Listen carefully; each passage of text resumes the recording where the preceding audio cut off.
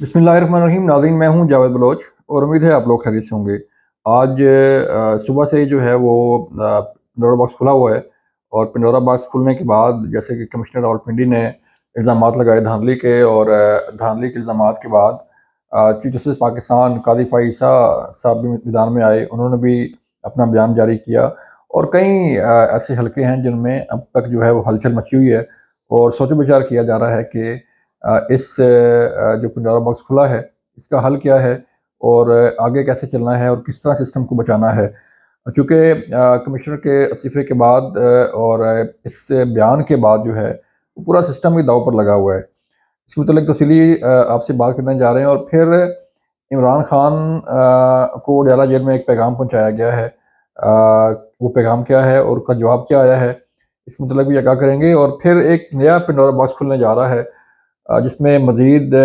कुछ गिरफ़्तारियाँ भी मुतवक्को हैं। आज कुछ गिरफ़्तारियाँ हुई और कुछ गिरफ़्तारियाँ जो है वो और भी होने वाली हैं। तो इसके मुतल्लिक़ भी हम आपसे बात करने जा रहे हैं। सबसे पहले चलते हैं कि आज जो कमिश्नर रावलपिंडी लियाकत चड्ढा ने बयान दिया, और ये बयान अचानक एक प्रेस कॉन्फ्रेंस में वो आए और प्रेस कॉन्फ्रेंस कुछ और थी पीएसएल की सिक्योरिटी के हवाले से, लेकिन उन्होंने अपना मुद्दा जो है बयान करना शुरू कर दिया। और जब ये मुद्दा बयान किया जा रहा था तो उस वक़्त एक हलचल मच गई और पूरे सिस्टम में जो है वो जिसने पूरे सिस्टम को हिला के रख दिया। पीएसएल की प्रेस कॉन्फ्रेंस में इलेक्शन पे धांधली और इलेक्शन में धांधली के इल्ज़ामात और फिर खुदकशी का जो है वो कहना, और ये सारी चीज़ें जो हैं अगर हम कड़ियाँ मिलाएँ तो ये एक प्री प्लान सारा एक एपिसोड लगता है, जिसमें कमिश्नर साहब का आना, पीएसएल की प्रेस कॉन्फ्रेंस में फिर अपना इलेक्शन की धांधली करना और फिर आरओज़ का रोना और डीआरओज़ का रोना, ये सारी चीज़ें जो हैं ये किसी और तरफ मामला लेके जा रही हैं। इसके पीछे कौन है, इसके जो बेनिफिशियरी हैं वो कौन हैं, इस पे आइंदा चंद दिनों में हमें मज़ीद कुछ हक़ाइक़ सामने आएँगे हमारे, क्योंकि इस सारे मामले की तहकीकात जो है वो शुरू हो गई हैं। और तहकीकात में नीचे से लेके ऊपर तक, यानी कि उन्होंने कमिश्नर रावलपिंडी ने एक आरओ से लेके एक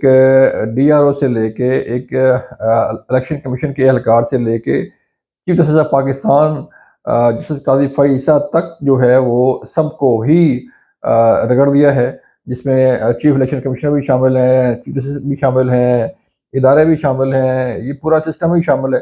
तो यूँ कहा कहा जाए कि कमिश्नर ने पूरे सिस्टम को ही करप्ट करार दे दिया है और पूरे सिस्टम को ही हिला के रख दिया है। तो ये झूठ ना होगा, क्योंकि उनकी नज़र में जैसे कि तहरीक-ए-इंसाफ के बानी चेयरमैन कहते हैं इमरान खान साहब कि पूरा सिस्टम ही करप्ट है। तो आज कमिश्नर रावलपिंडी ने भी कह दिया कि पूरा सिस्टम ही करप्ट है। सिर्फ वही एक ईमानदार शख्स हैं जो जिन्होंने अपनी मुलाज़मत अपनी अपनी रिटायरमेंट से 10 दिन पहले जो है ये बयान दे के अपने आप को पाक करने की कोशिश की है। तो इस मामला की इंक्वायरी जो है वो शुरू हो गई है और इस इंक्वायरी में कौन ज़िम्मेदार ठहरता है, किसने किसको कहा, किस तरह ये ठप्पे लगाए लगाए जा रहे थे और किस तरह जो है वो चीज़ें कमिश्नर के कंट्रोल में थी। क्योंकि हमारी मालूमात के मुताबिक और जो सिस्टम है उसके मुताबिक एसी एसी जो है वो आरओज़ होते हैं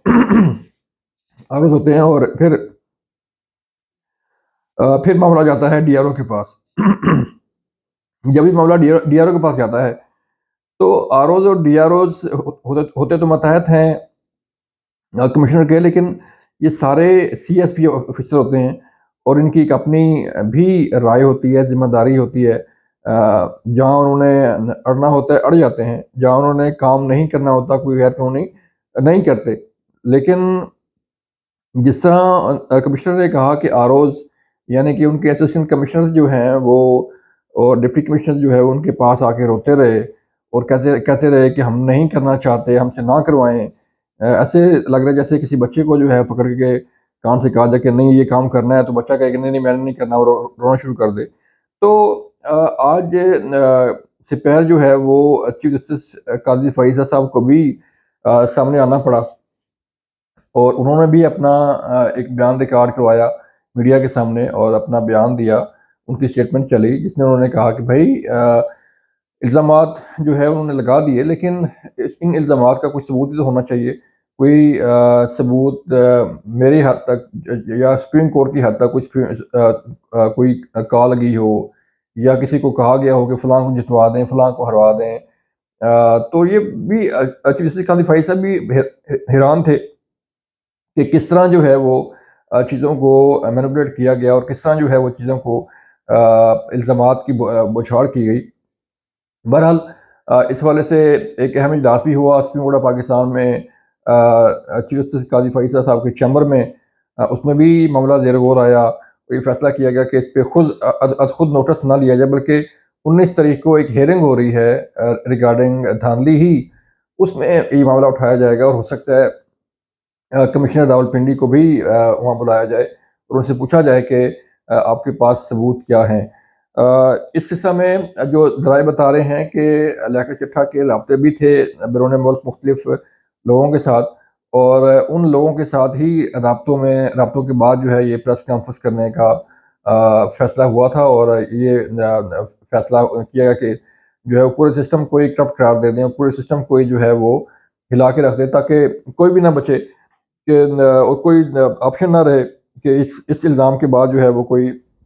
الیکشن پر جو ہے وہ کوئی اعتماد کرے یا الیکشن کمیشن پر اعتماد کرے یا سپریم کورٹ پر اعتماد کرے یا باقی اداروں پر اعتماد کرے۔ تو دنیا کے سامنے پاکستان کو ایک بدنام کرنے کا ایک منصوبہ کہہ لیں یا کوشش کہہ لیں، یہ بھی سامنے چیزیں جو آ رہی ہیں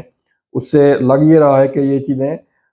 جو ہے وہ اس کی ڈوریں کہیں اور سے جو ہے وہ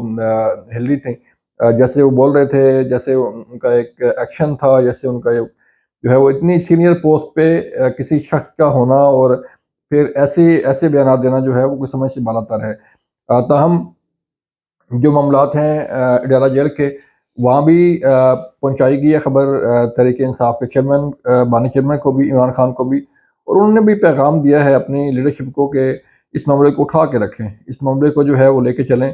اور ہمارے یہ ذرائع بتا رہے ہیں کہ اس معاملہ پر کچھ لوگوں کی گرفتاریاں بھی متوقع ہیں اور گرفتاریاں بھی ہونے والی ہیں، اور اس معاملہ کی مکمل تحقیقات کا بھی فیصلہ کیا گیا ہے اور یہ تحقیقات شروع بھی ہو گئی ہیں۔ کمشنر آفس کا ریکارڈ جو ہے وہ سیل کر دیا گیا ہے، کمشنر آفس کو سیل کر دیا گیا ہے، اور اس وقت لیاقت چٹھا بھی جو ہے وہ کسی نامعلوم مقام پر جو انہیں آر پی او اپنے ساتھ لے گئے تھے، ابھی تک ان کی گرفتاری تو نہیں ڈالی گئی اور نہ ہی کوئی ایف آئی آر ہوئی ہے، لیکن